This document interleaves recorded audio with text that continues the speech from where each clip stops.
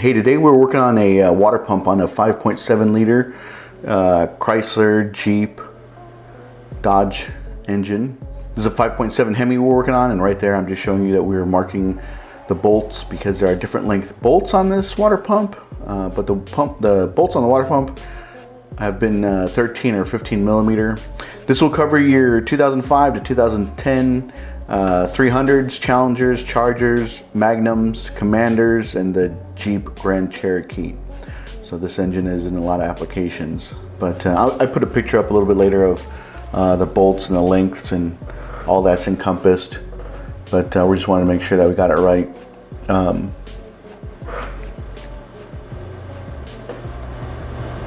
So right there, I'm going to pause it here for a second so you can actually see the bolts and the lengths. If you need a little bit more time, just pause the video.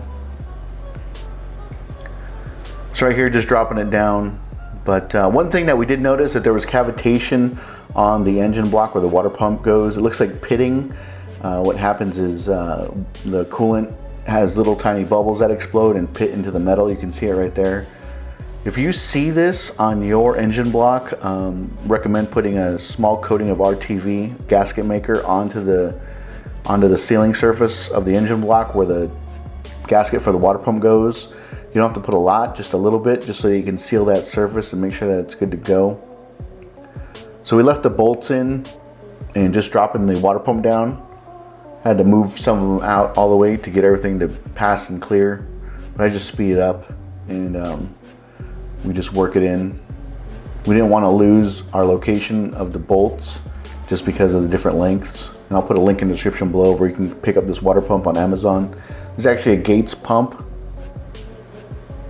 And I'll put a link in the description to another video where I show the idler pulley.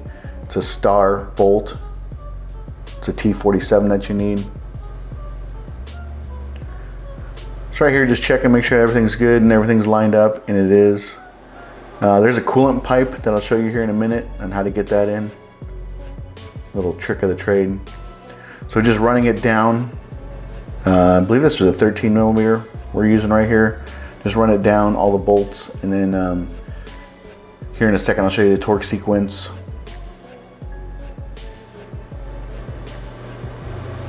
But just get everything snug. Go around, make sure all your bolts are started. Don't tighten any one down first. You want to go around, make sure all the bolts are started, and then you can start snugging them down. So there are the different lengths of the bolts that are used in the water pump. I don't know why Chrysler does this. Wish they would just use all the same length. Pretty ridiculous. And then here's the torque spec for each bolt. 18 foot-pounds, 33 foot-pounds. The very bottom ones are inch-pounds, so just make note of that. So to get the coolant pipe in, just spray it with a little bit of WD-40. You just don't want the O-ring to roll over on itself.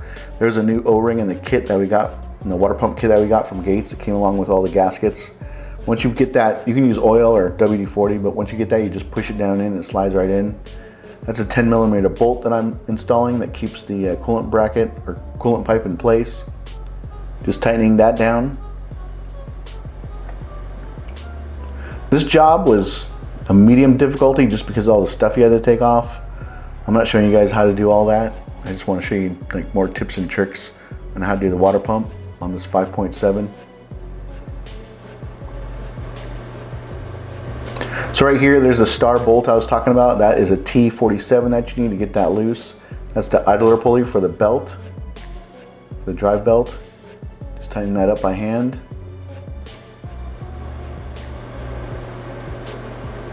Nothing special, didn't put anything on it, no coolant, no thread lock or anything like that. Then I come up here and I tighten down the bolts for the thermostat housing. If you haven't changed your thermostat in a long time, it's a good time to do it now. I recommend you get it from Chrysler or Dodge. Always stay with an OE thermostat. We had just replaced it not too long ago, so we're just keeping the same one. Here's the tensioner. Just installing that. Nothing too hard about that. Then at the very end, I'm going to show you the belt sequence as well. If you haven't changed your drive belt in a long time, right now is a good time to do it since you're already in there. And we should have changed that tensioner out. It looks old and We should have just taken the time to do it. So there's the diagram for the belt. This is on a 2005 Dodge Magnum 5.7 liter HEMI, but there's the diagram if you need it. So there you go, guys. Hope it helped you out.